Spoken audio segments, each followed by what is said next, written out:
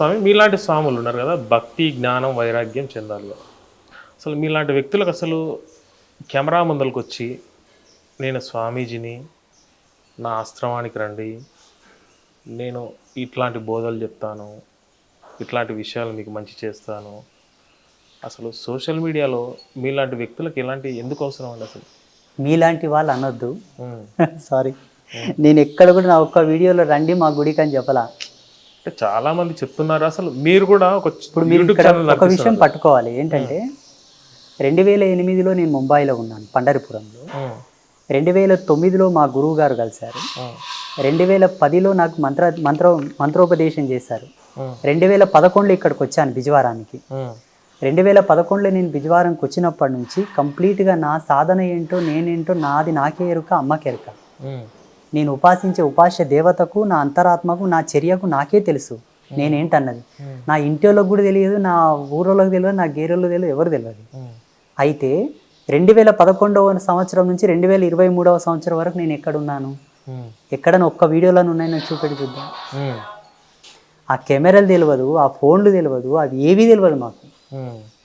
ఎవరో మీ అంచడు పుణ్యాత్ముడు వచ్చి నేను ఇట్లా అందరికీ మంచి మంచి విషయాలు సంసారికులకు సంసారికంగా ఎవరికి వాళ్ళ విధంగా జ్ఞానాన్ని చెబుతూ ఉంటే ఆ అబ్బాయి రికార్డ్ చేసి అప్లోడ్ చేశాడు. మాకు తెలియదు అది. లొడ్డాంజనేయులు అని మా బిజారంలో ఉంటాడు. అది బాగా వ్యూస్ ఎక్కువ వచ్చిందని ఆయన దాన్ని చూసి గురూజీ ఇట్లా ఉంటుంది మీరు మాట్లాడండి అని అసలు ఎట్లా అంటే మెడబడి దొబ్బిండు నన్ను కెమెరా ముందకి. అలా అలవాటు అయిపోయింది, మాకేం తెలియదు దాని గురించి. ఇప్పటికి ఆ యూట్యూబ్ ఛానల్ కూడా మా పిల్లలే నడిపిస్తారు, మాకేం తెలియదు. ఇట్లా కూర్చుంటా మాట్లాడతా అంతే. గడగడ గడగడ ఏం మాట్లాడుతుందో తెలియదు, ఏం వస్తుందో తెలియదు, మాట్లాడతా.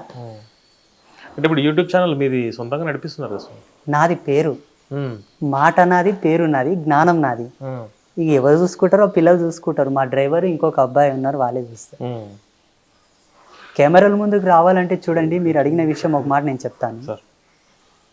ఒక యోగి యొక్క జ్ఞానం ఈనాడు మంచిగా పరిమళంగా గుబాళించాలంటే ఏం చేయాలో చెప్పండి. ఇప్పుడున్న కాలంలో 10 మందికి జ్ఞానం అవసరమా వద్దా? మరి ఎలా వెళ్తుంది చెప్పండి? మంచి లైన్కి తీసుకొచ్చారు. విషయం ఏంటంటే గతంలో ఒక రమణ మహర్షి కావచ్చు, రామానుజాచార్యులు కావచ్చు, ఇంకాస్త ముందుకెళ్తే ఇంకాస్త ముందుకు వస్తే వివేకానందులు కావచ్చు, రామకృష్ణ పరమహంస కావచ్చు, ఇట్లాంటి వ్యక్తులు ఏ సోషల్ మీడియా లేకుండా, ఏ టీవీలు లేకుండా ఒక అపార సంపదను భారతదేశానికి హిందూ సనాతన ధర్మానికి అందించారు కదా. మరి అప్పుడు ఎలాంటి మీడియా లేనప్పుడే అప్పటి నుంచి ఇప్పటి వరకు మనం కొనసాగుతున్న హిందూ సనాతన ధర్మాన్ని కేవలం పుస్తకాల ద్వారా మనం నేర్చుకున్నాం. వాళ్ళ తదనంతరంలో శిష్యరికం మనం చెప్తున్నది మనం తీసుకొచ్చాం కదా. మీరు ఒక మాట అన్నారు, ఇప్పుడు అది లేనిది ఎట్లా తీసుకొస్తాం బయటికి అని అంటున్నారు. సోషల్ మీడియా లేనిది అసలు బయటికి ఎట్లా వస్తాం, కెమెరా లేనిది బయటికి ఎట్లా వస్తాం అని అంటున్నారు. మీ ఇప్పుడు అంబాత్రయ క్షేత్రం గురించి, శ్రీ శ్రీ ఆదిత్య పరాశ్రీ స్వామి గురించి తెలుసుకోవడానికి పుస్తకం పెన్నుతో రావాలి, కెమెరాలతో ఎందుకు వచ్చారు? ఇప్పుడు ఎందుకు వచ్చామంటే మీరు ఆల్రెడీ స్టార్ట్ చేశారు కదా స్వామి. తప్పు. ప్రపంచం అంతా ఇప్పుడు దీని మీద ఉంది. అప్పట్లో పుస్తకాలు చదవడం, సత్సంగాలు వినడం, ప్రవచనాలు వినడం, ఒక 10 మంది ఒక తోన కలిసి భావాలు తెలుసుకుంటుండ్రి. ఆ 10 మందిలో ఏ ఒక్కడో రమణ మహర్షి ఆశ్రమానికి పోయొచ్చి ఉండవచ్చును. అక్కడ ఆయన చూసిన అద్భుతాలు ఈ 10 మందికి చెప్పితే వీళ్ళు ఆకర్షితులై ఈ 10 మంది కలిసి వెళ్ళేవారు. ఇది సమూహ సాకార స్థితిలో వెళ్ళేటటువంటి జ్ఞానం అప్పట్లో ఉండేది. ఇప్పుడు కలుస్తున్నారా? అప్పటికంటే ఇప్పుడు గుడులకు ఎక్కువ వస్తున్నారు, వెళ్తున్నారు, కానీ దేన్ని ఎక్కువ వాడుతున్నారు? జనరేషన్ దేని థియరీ మీద నడుస్తుంది ఇప్పుడు? ఒక మనిషితో కూడా మాట్లాడతారు. 5 ఏళ్ల పిల్లలతో కూడా ఇప్పుడు ఫోన్ ఉంది. జ్ఞానం ఈ మాధ్యమాల్లో వెళ్తుంది. ఇప్పుడు ఇవి పోయినాయి, బుక్కులు పోయినాయి, వినడం పోయింది, అన్ని పోయినాయి. ఒక స్వామీజీడ ప్రవచనాలు చెప్తున్న లైవ్ టెలికాస్ట్ అమెరికాలో అవుతుంది. అక్కడ వాళ్ళు ఇక్కడికి రాలేరు కాబట్టి దీని మాధ్యమంగా చూస్తున్నారు. ఇది తప్పు కాదు, కెమెరాల ముందుకు వాళ్ళు రావడం తప్పు అనేది ఎన్నటికీ కాదు. ఈ కాలాన్ని బట్టి ఇది అవసరమే, ఇప్పుడున్న వర్తమానాన్ని బట్టి ఇంకా ముందు భవిష్యత్తులో కూడా ఇది అవసరమే. మూలల్లో తపస్సులో కూర్చున్న స్వామీజీలు కూడా ముందు వచ్చి మాట్లాడాలి. ఇప్పుడు అజ్ఞాతంగా ఉండేటటువంటి ప్రతి యోగి ముందుకు రావాలి, మాట్లాడాలి. ఇప్పుడు అవసరం అది. ఎందుకు అవసరం అనే మూలాల వరకు మనం వెళ్ళాల్సి వస్తే ఈనాడు సమాజంలో జరుగుతున్న అనేక చర్యలు ఏవైతే ఉన్నాయో, నా నోట్లో వాడకూడదు, అది వర్డ్ రాకూడదు, వాటన్నిటికీ కారణం అనేది జ్ఞానం మరుగున పడిపోవడమే. రావాలి ఇప్పుడు సింహం జూలు విదిరించుకొని బయటకు వచ్చినట్టుగా రావాలి, తప్పదు. నేను ఒక 5 మంది స్వామీజీలను తిట్టానండి. నేను తిట్టిన వయసుకు నాకన్నా పెద్దోళ్ళు, వాళ్ళకి కొన్ని వందల సంవత్సరాల పీఠ పరంపర. నేను నిన్నగాక మొన్న వచ్చింది ఈడ, కానీ తిట్టినంటే తిట్టలే, హెచ్చరించాను. ఏమండి మీరు ఇట్లా ఉసిరి ఏమొస్తుంది, ఒక ఫోన్ ఉంటుంది దాన్ని ఎవరికైనా ఇచ్చి వాగండి, ఏదో వాగండి. 100 మాటలు అబద్ధం వచ్చిన ఒక్క మాటన్న ఈశ్వర ప్రమాణంగా రావచ్చేమో, ఆ వాక్కుకు అంత సత్యం ఉంటుంది. 1,00,000 మంది చూస్తే ఒకడన్నా మారొచ్చు. మీ పీఠాన్ని ఎంతో మంది నమ్ముకొని ఉన్నారండి. మా వీడియోలు చూడడానికి ఇష్టపడకపోయినా మీ వీడియోలన్నా చూస్తారు, మిమ్మల్ని ఇష్టపడేవాళ్ళు. ఆ విధంగా పరివర్తనం వస్తుందని నాకు 5 మందిని తిట్టిన నేను. వాళ్ళని కూడా సోషల్ మీడియాకు గుంజిన మెడ పట్టుకొని గుంజుకొచ్చిన. గురుగారు ఇంకొకటి, మన భారతదేశం అంటే సెక్యులరిజం ఎక్కువగా ఉంటుంది. భారతదేశం సెక్యులరిజం కాదు, అంటే మీరు డిక్లేర్ చేశారు. అది డిక్లేర్ చేసి ఒక మనిషి డిక్లేర్ చేస్తే అది ఎప్పుడు ప్రమాణం కాదు. అది ప్రామాణికం ఎప్పుడవుతుందంటే భారత రాజ్యాంగం ఆమోదం చెందించినప్పుడు అవుతుంది. అండ్ సెకండ్ పాయింట్, శాస్త్ర ప్రమాణంగా అయి ఉండాలి. శాస్త్రానికి మూలం వేదం. ఇవి రెండు ఎప్పుడైతే ప్రామాణికం ఉద్ఘాటిస్తాయో అది ఆమోదయోగ్యమైంది. సరే, మీరు చెప్పిన పాయింట్కి వస్తాం మళ్ళీ. గురుగారు మీరు అన్నట్టుగానే శాస్త్ర ప్రామాణికంగా బ్రతుకుతున్న వ్యక్తులు ఉన్నారు.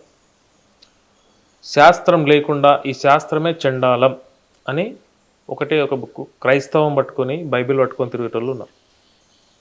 ఇస్లాం ధర్మం ఒకటి నేర్పుతుంది, దాంట్లో ఉన్న ఒక ఖురాన్ పుస్తకం ఇదే అంతిమ దైవ గ్రంథం, దివ్య ఖురాన్ అని చెప్పి ఉన్న వ్యక్తులు ఉన్నారు. మీరు అన్నారు కదా ఇంతకుముందు శాస్త్రం అని, అదే శాస్త్రం పట్టుకుంటే మనకు భక్తి, జ్ఞానము, వైరాగ్యం వస్తుందని మీరు చెప్తున్నారు. మరి ఈ శాస్త్రం పట్టుకొని విభిన్న మతాలు ఏవైతే ఉన్నాయో వాళ్ళకు అసలు ముక్తి అనేది లభించదంటారా? అస్సలు లభించదు. ముక్తికి కొన్ని ప్రామాణికమైన ధర్మాలు ఉన్నాయి. చాలా కాంట్రవర్షియల్ మాట చెప్తున్నారు. తప్పేం లేదు, ఇది కాంట్రవర్సీ ఎందుకైతుంది? ఎందుకైతే చెప్పు. అంటే ఇప్పుడు మన ధర్మాన్ని ఆచరించిన వ్యక్తులకు మాత్రమే మన ధర్మం కాదు ఇక్కడ, మన నీ నా కాదు ఇడ, బాగా గుర్తుపెట్టుకో. నీ నా మన కాదు. వాళ్ళు అట్లే అనుకుంటున్నారు కదా. అనుకోవచ్చు, మాకేం, వాళ్ళు ఏమని అనుకోకు, నాకేం అభ్యంతరం, నాకు అభ్యంతరం లేదు.